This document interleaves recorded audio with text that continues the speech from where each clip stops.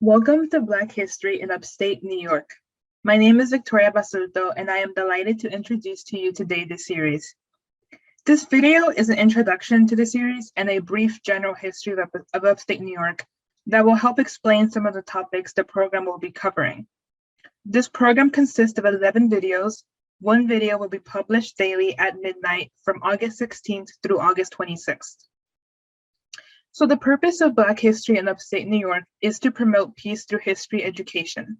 It seeks to foster a greater understanding of modern-day social justice movements, especially those focusing on racial equality, by underscoring Black Americans' prominent role in Upstate New York history.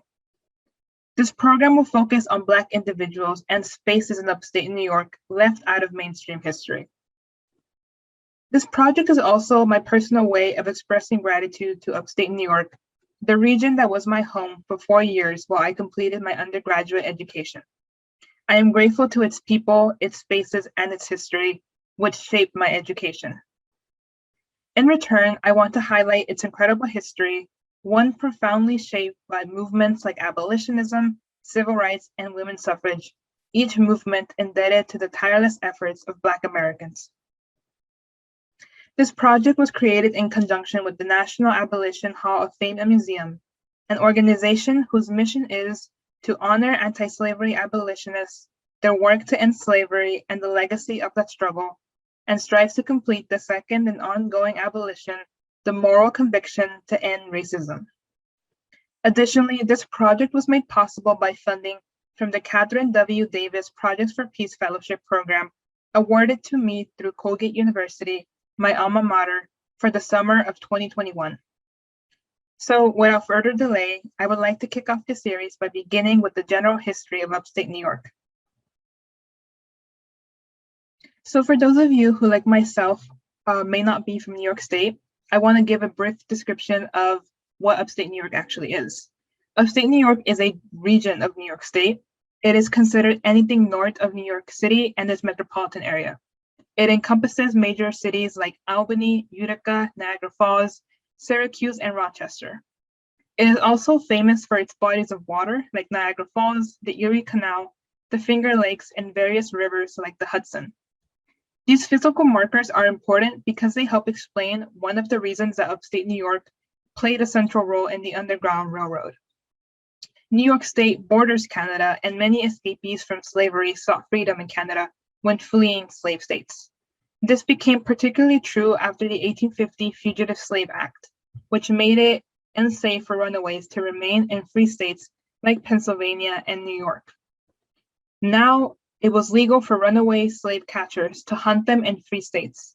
Many runaways continued to St. Catharines, Ontario, just across the border of Niagara Falls, to find freedom in Canada. This trajectory to freedom made cities like Rochester, Buffalo, and Niagara vital hubs to the Underground Railroad as they were en route to freedom.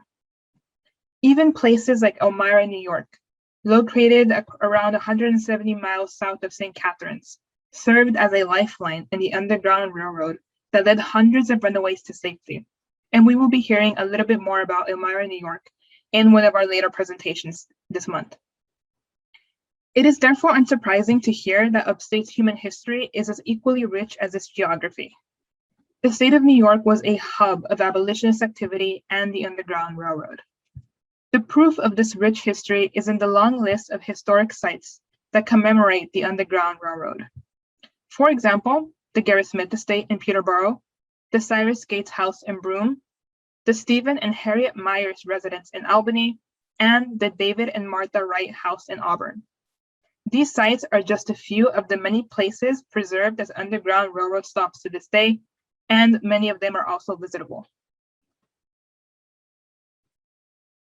As suggested by these sites, prominent abolitionists like Frederick Douglass, Gerrit Smith, John Brown, Beriah Green, Harriet Tubman, and Lucretia Mott passed by or spent significant and transformational time in Upstate New York.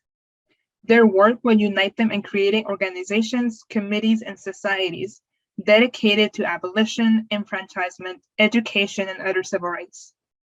Such organizations include the New York State Anti-Slavery Society, the American Equal Rights Association, the New York Committee of Vigilance, and many other vigilance committees started in other cities, and the American Missionary Association. It is vital to remember that many of these individuals who united to form these groups met or interacted in upstate New York.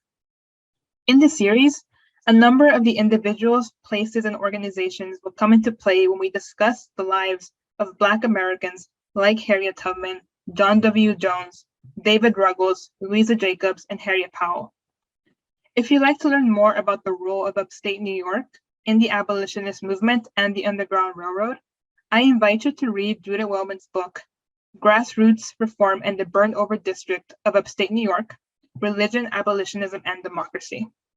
You can also learn more about the abolitionists at the National Abolition Hall of Fame and Museum website.